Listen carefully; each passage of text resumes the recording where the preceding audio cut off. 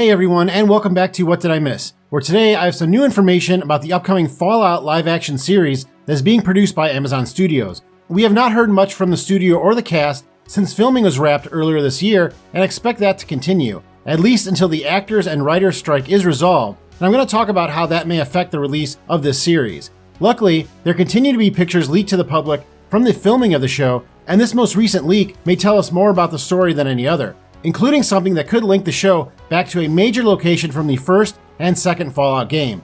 But before I get into all that, I just want to thank you for clicking on this video and ask that you please hit the like button to support the work that I do. Also, don't forget to subscribe for future videos. For the past year or so, I've been reporting on the forthcoming Fallout streaming series based on the video game franchise. In case you are new to the channel and are not aware of this project, Fallout is a new live-action series that was originally scheduled to be released in 2023, but now looks like it is more likely to be released in 2024. The series is set in an alternate reality, decades after a thermonuclear war destroyed much of the planet and its population. Those that survived were either mutated by the fallout or were shielded from the radiation within underground bunkers that are referred to as vaults. These vaults, however, were not as they appeared to be, as most were designed as sociological experiments using the people within as test subjects.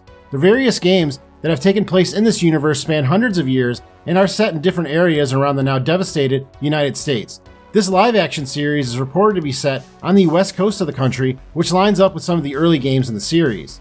As far as what the plot is, it's quite possible that it will follow suit with how the games are structured and present the audience with a hero that is leaving one of these vaults for the first time. Odds are this character is the one being played by actress Ella Purnell, who has been in a lot of things lately, like Yellow Jackets, Zack Snyder's Army of the Dead, and even voices a character on the animated Star Trek series Prodigy. Rumor has it that she'll be playing a protagonist named Jean, possibly similar to the type of character a player would create in-game.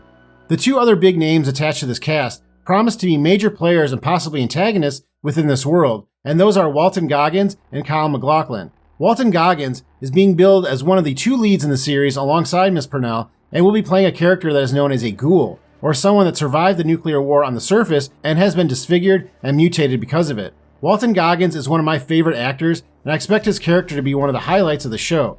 There's no official word on what type of character that Kyle MacLachlan is playing, but after seeing these new pictures, I have a pretty good theory. Even though the series completed filming in March of 2023, almost 6 months before the time of filming this video, we have not seen a lot of official information released from the producers. You could say that the writers and actors strike has something to do with it, because promotion for new projects is difficult without their involvement. Luckily, the Fallout series did complete filming before either strike took place, so at least the project can be completed. The reason for the prolonged amount of time between the end of filming and the release of the series is almost definitely due to the vast amount of visual effects that the series needs. One of the coolest aspects of the Fallout franchise is the retro-futuristic world that it inhabits, and I'm sure that the producers of the series will be using both practical and visual effects to recreate this setting. In lieu of official images from the series, a slew of unofficial pictures have been released on the internet that show various settings. These include not just one but two vaults, Vaults 32 and 33. Vault 33 is reported to be one of the main locations in the series, so I would guess that this would be the vault our protagonist emerges from at some point. We have also seen evidence of various factions from the games appearing on the series, including the Brotherhood of Steel and the NCR, or New California Republic. A few other locations in the wasteland that is now the United States have also been revealed, including a Super Duper Mart, as well as a Red Rocket gas station. As a fan of the games, the pictures of the Red Rocket really got me excited for this series after I noticed how game accurate the set piece is. This week we have a new batch of pictures to hit the internet, and these reveal something pretty big in my opinion.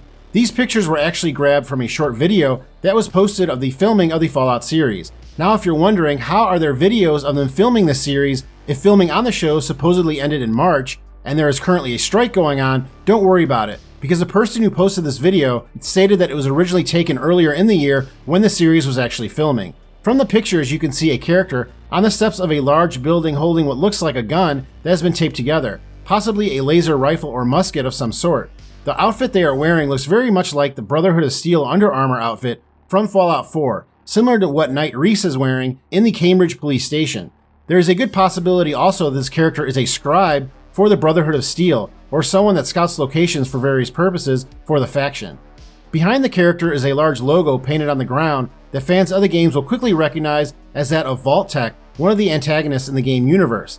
While Vault-Tec is responsible for building the vaults that saved most of humanity, they are also responsible for what occurred after due to the experiments within the vaults and are probably also responsible for the start of the war itself. Since the logo is not faded on the ground or damaged, I would say this was painted on after the bombs fell and possibly denotes where an active Vault-Tec site is located for passerbys.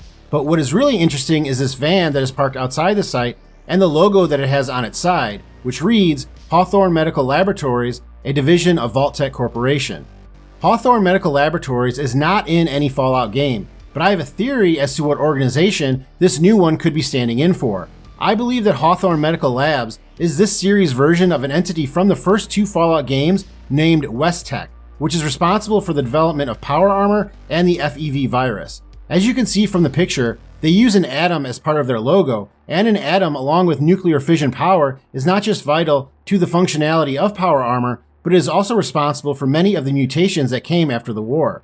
While Hawthorne may be billed as a medical laboratory, I doubt many advances towards the betterment of humanity are taking place there. Instead, this is probably where most, if not all, the experiments designed for the vaults originated from. And the fact that it's painted on a van that looks to still be in working order means that they are still active in this time period as well.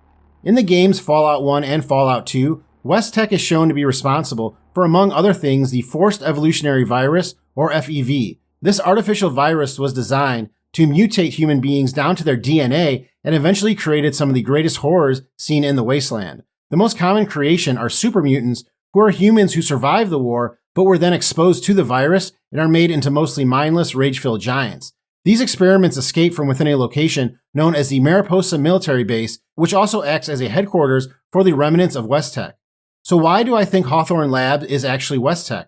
First of all, when I think of the name Hawthorne, I don't automatically think of a great scientific mind from the past, which you may expect a medical lab to be named after, but rather a great literary mind in the form of Nathaniel Hawthorne, one of the great American novelists. Then I remembered this quote from Jonathan Nolan, one of the creators of the Fallout series for Amazon, in a promo video released by the studio when the show was formally announced. Well, several years ago I decided I was going to write the next great American novel, and then a friend gave me a copy of Fallout 3, and now I'm working in television.